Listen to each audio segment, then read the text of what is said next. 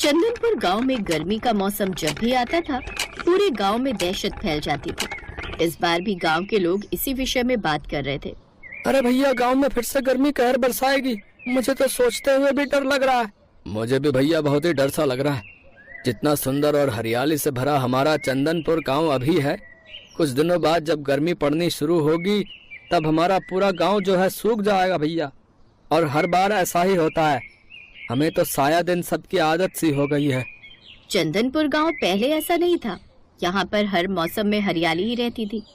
पर पिछले 20 सालों से जब भी गर्मी पड़ती है, चंदनपुर गांव में अकाल पड़ जाता है। गांव के खेत खलिहान गर्मी से झुलस जाते हैं। सारे नदी तालाब कुएं सूख जाते हैं। लोग पानी की एक एक बूंद को तरस जाते हैं। जानवर भी चंदनपुर गांव की गर्मी को सहन नहीं कर पाते। वे भी गर्मी में बिना पानी के तड़पने लगते हैं। नहीं, मुझे मत रोको। मैं गांव के बाहर वाले कुएं से पानी लेने जरूर जाऊंगी। अरे मेरे बच्चे प्यास से तड़प रहे हैं। जब उस कुएं में पानी है तो कोई लाने क्यों नहीं देता? पता है पूरा गांव सूख चुका है, बस एक वही कुआं है जिसमें पानी है। हम सभी को मिलकर उस कुएं में से पानी लाना चाहिए, वरना हम प्यास से तड़प तड़प कर। सरला बहन, हम उस कुएं में से पानी नहीं ला सकते। अगर हम उस कुएं से पानी लेने गए तो वापस नहीं लौटेंगे, बता रहा हूँ। तो क्या करूँ? अपने बच्चों को प्यास से तड़पने दूं? माँ, पानी, बहुत प्यास लगी है। माँ, गला सूख रहा है। मैं अब नहीं रुक सकती। मैं उस कुएं से पानी जरूर लाऊंगी। सरला जैसे ही पानी लेने के लिए गांव के बाहर वाले कुएं की तरफ दौड़ती है, तभी सूरज आ जाता है। सूरज उसी गांव का एक होनहार लड़का था। वो अपने परिवार के साथ साथ पूरे गांव के बारे में भी बहुत सोचता था। उसे भी हमेशा इसी बात की चिंता रहती थी कि गर्मी आने पर उसका गांव कितना बेहाल हो जाएगा। सरला चाची रुको, मेरे पास पानी है। ये लो, दीपू को पानी पिला दो।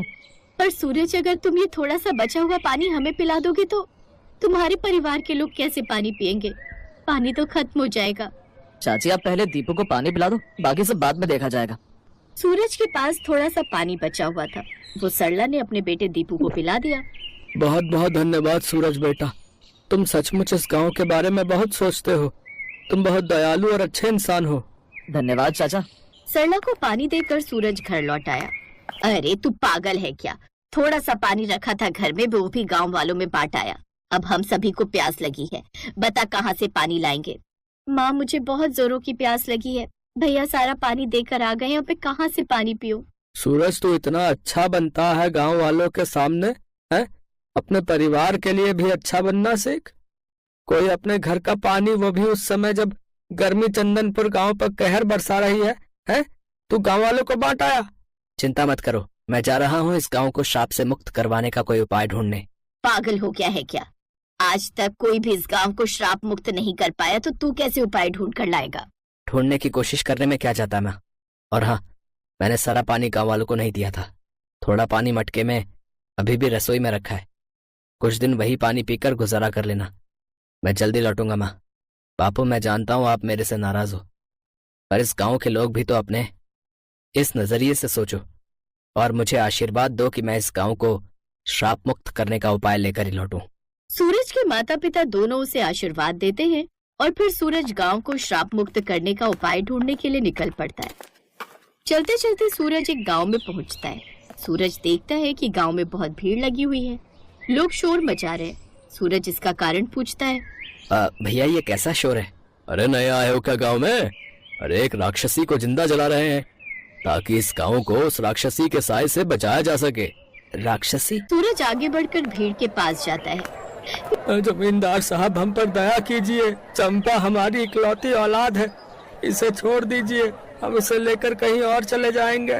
नहीं, हम इसे जिंदा छोड़कर अपने लिए मुसीबत खड़ी नहीं कर सकते। तुम्हारी बेटी 2 सिर वाली एक राक्षसी है। इसका जिंदा रहना हम सभी गांव वालों के लिए खतरा है। जला दो इसे जिंदा। जमींदार साहब रुकिए, आप ऐसे मेरी पत्नी को नहीं जला सकते। तेरी पत्नी?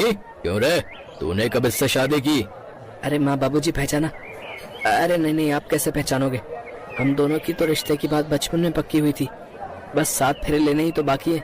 मैं सूरज, पहचाना? आपके बचपन के मित्र रामलाल का बेटा। सूरज चंपा के पिता को इशारा करता है। अरे हाँ, ये तो हमारा दामाद है। अरे सूरज। वही तो। अब मेरी पत्नी को जल्दी से छोड़ दीजिए, मैं अपनी पत्नी को ब्याह कर ले जा रहा हूँ। सूरज ने चंपा को गांव वालों की कैद से मुक्त कर दिया और सबके सामने चंपा को अपनी पत्नी बना लिया। सूरज, मैं 2 सिर वाली हूँ। मैं जानती हूँ तुमने मेरी जान बचाने के लिए झूठा नाटक किया था, पर अभी भी समय है, तुम चले जाओ। मैं अपने माता पिता के साथ इस गांव से कहीं दूर चली जाऊंगी। नहीं चंपा, अब मैंने फैसला कर लिया है कि मैं तुमसे ही शादी करूंगा। अगर मैंने तुम्हें ऐसे छोड़ दिया तो गांव वाले तुम सबको नहीं छोड़ेंगे। तुम्हें मेरे साथ सबके सामने इस गांव से विदा होना होगा। जा बेटी, सूरज बहुत अच्छा लड़का है। हमारे तो भाग्य ही खुल गए, सूरज जैसा दामाद मिला। सूरज चंपा को विदा करके अपने साथ लेकर चल पड़ता है। सूरज गांव लौट आता है। चंपा को देखकर सारे गांव वाले शोर मचा देते हैं। अरे जानकी, तुम्हारा बेटा तो श्राप से मुक्त करने का उपाय ढूंढने गया था, पर ये तो एक राक्षसनी को उठा लाया। बताओ। इसे देखकर सब डर रहे। अरे 2 सिर वाली इस राक्षसी को गांव से हटाना होगा। बस कुछ दिन की बात और है, मैं यहाँ से चला जाऊंगा अपने माता पिता और अपनी पत्नी चंपा को लेकर। आप सबको घबराने की कोई जरूरत नहीं है। चलो चंपा। गांव में पानी नहीं था। गर्मी से सब परेशान थे। चंपा सूरज से बोली, सुनिए, घर में पानी नहीं है, मैं कुएं से भर लाऊं? चंपा, यहाँ पानी अभी नहीं मिलेगा, हमें दूसरे गांव से ही लाना होगा।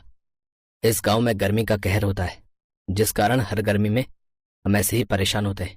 पर क्यों? ऐसा क्या कारण है इस गांव में गर्मी में इतनी परेशानी होती है? बहू, हमारे गांव को श्राप मिला हुआ है। आज से 20 साल पहले की बात है। इस गांव के पास एक छोटा सा बाग था, जिसकी रखवाली एक साधु बाबा करते थे। गर्मी के दिनों में साधु बाबा का वह बाग बहुत ही हरा भरा रहता था। गांव के जमींदार ने एक कारखाना लगाना था, इसी वजह से जमींदार ने उस बाग को उजाड़ दिया। वो समय भीषण गर्मी का था। साधु बाबा ने जमींदार को बहुत रोका। उन्होंने कहा कि इस भीषण गर्मी में अगर जमींदार ने बाग को उजाड़ दिया तो वो कहाँ जाएंगे, किंतु जमींदार नहीं माना। साधु बाबा ने क्रोध में श्राप दिया कि हर बार गर्मी इस गांव पर कहर बरसाएगी, और तभी से श्राप के कारण इस गांव पर गर्मी का बहुत बुरा कहर बरसता है। थोड़ा बहुत पानी जो बचा हुआ था, चंपा ने उसी से गुजारा किया। एक दिन चंपा गलती से गांव के बाहर बने उस कुएं के पास चली गई, जिसके पास जाने के लिए सबने सख्त मना किया हुआ था। अरे ये कुआं तो कितने शीतल जल से भरा हुआ है, फिर गांव के लोग गर्मियों में यहाँ से पानी क्यों नहीं लेते? शायद गांव के लोगों को इस कुएं के बारे में पता नहीं है। मुझे तो बहुत प्यास लगी है। हाँ, पहले पानी पी लेती हूँ, उसके बाद सभी गांव वालों को ये खुशखबरी दूंगी। चंपा ने कुएं में बाल्टी डाली और कुएं से पानी निकाल कर पी लिया। चंपा के साथ कुछ बुरा तो नहीं हुआ, पर अच्छा बहुत हो गया। चंपा का एक सिर गायब हो गया और चंपा सभी लोगों की तरह एक सिर वाली हो गई। तभी सूरज और उसके परिवार वाले उसे ढूंढते हुए आ जाते हैं। चंपा का एक सिर देखकर सब हैरान थे। अचानक उन्हें साधु बाबा की आत्मा उस कुएं में से प्रकट होती है। तब तक बाकी गांव वाले भी वहां इकट्ठे हो चुके थे। गांव वालों ने मेरा बाग उजाड़ दिया था, उसके बाद मैंने इस कुएं में जल समाधि ले ली। इस कारण ये कुआं कभी नहीं सूखा। सूरज, तुम बहुत दयालु हो और नेक दिल इंसान भी। तुमने चंपा से विवाह करके इंसानियत दिखाई है। चंपा को सब राक्षसी कहते थे, इसका अपमान करते थे, किंतु तुमने इससे विवाह करके इसकी जान बचाई। तुम्हारी उदारता देखकर मैंने तुम्हारी पत्नी को ठीक कर दिया और इस गांव को भी मैं श्राप मुक्त कर रहा हूं। अब से इस गांव में कभी भी गर्मी कहर नहीं बर पाएगी। इस गांव में हमेशा ही हरियाली रहेगी। सदा प्रसन्न रहो। सबकी खुशी का ठिकाना नहीं था। साधु बाबा के आशीर्वाद से भीषण गर्मी समाप्त हो गई और फिर से चंदनपुर गांव हरा भरा हो गया।